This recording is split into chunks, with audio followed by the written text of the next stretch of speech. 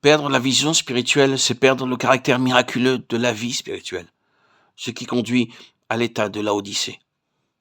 Si vous cherchez à atteindre le cœur de cette chose, de cet état de choses, représenté par Laodicée qui n'est ni froid ni bouillant, l'état qui provoque ces paroles du Seigneur, je te vomirai de ma bouche.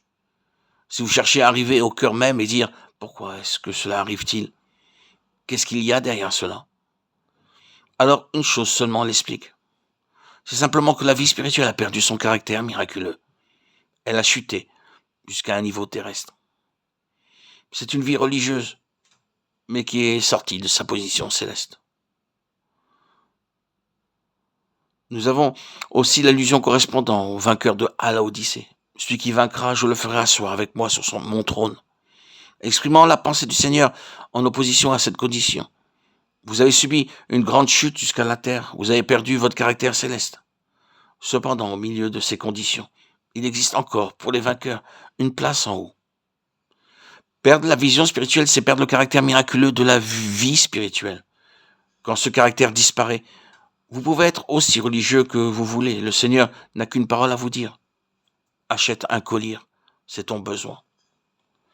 Ceci nous amène au besoin de l'heure, le besoin qui, bien sûr, est le besoin de chaque heure, de chaque jour, de chaque époque. Mais dans notre temps, nous sommes de plus en plus conscients de ce besoin. Dans un sens, nous pouvons dire qu'il n'y a jamais eu un temps où on a eu un besoin plus grand de personnes qui puissent dire et qui peuvent dire « je vois ». C'est le besoin du moment. Grand et terrible est ce besoin. Tant qu'il ne sera pas satisfait, il n'y aura aucun espoir. L'espoir dépend de ceci, qu'il y ait des personnes qui se lèvent dans ce monde, ce sombre monde de confusion, de chaos, de tragédie et de contradictions. Des personnes qui soient capables de dire « je vois ». Si un homme ayant une position d'influence, jouissant de considération, se révélait aujourd'hui comme un homme qui voit, quel nouvel espoir naîtrait avec lui? Quelle nouvelle perspective? C'est là le besoin. Que ce besoin soit satisfait de manière publique, nationale, internationale ou pas, je ne sais. Mais ce besoin doit être satisfait de manière spirituelle par des personnes sur cette terre qui se trouvent dans cette position et qui peuvent réellement dire « je vois ». Voyez-vous, le christianisme est devenu de beaucoup une tradition. La vérité a été résolue en vérité et mise dans un livre bleu, le livre bleu de doctrine évangélique, une chose établie, protégée. Ce sont les doctrines évangéliques. Elles établissent les limites du christianisme évangélique dans la prédication et l'enseignement. Elles sont présentées dans des formes variées et nombreuses. Elles sont servies avec des illustrations et des anecdotes intéressantes et attirantes, et avec une originalité étudiée et exceptionnelle, de sorte que les vieilles vérités ne soient pas trop évidentes, mais aient une quelconque chance d'être comprises grâce aux vêtements avec lesquels on les habille. Beaucoup dépend aussi de l'habileté et de la personnalité de celui qui prêche. Les gens disent « j'aime son style, j'aime sa manière, j'aime sa façon de dire les choses », et beaucoup dépend de cela.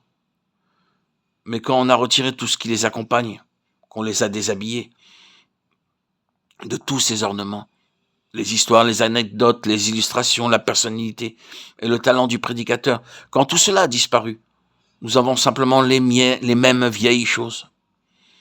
Certains d'entre nous avançons et surpassons le dernier prédicateur dans la façon de les présenter, afin que ces choses gagnent quelques acceptations, quelques impressions.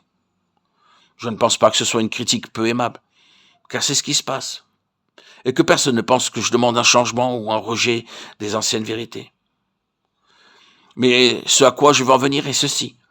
Ce ne sont pas de nouvelles vérités, ce n'est pas le changement de la vérité, mais ce qu'il y ait des hommes qui, en présentant la vérité, puissent être reconnus par ceux qui écoutent comme des hommes qui ont vu.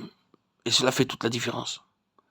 Pas des hommes qui ont lu, étudié et préparé, mais des hommes qui ont vu, dans lesquels il y a cet élément d'émerveillement de l'aveugle-né que nous trouvons dans l'évangile de Jean. S'il est un pécheur, je ne sais. Je sais une chose, c'est que j'étais aveugle et que maintenant je vois. Jean 9, 25. Et vous savez, si une personne a vu ou pas, vous savez d'où elle est venue et comment elle est venue. C'est là le besoin. Cette chose indéfinissable qui aboutit à l'admiration et vous fait dire, cet homme, cette femme a vu quelque chose. C'est voir ainsi qui fait toute la différence.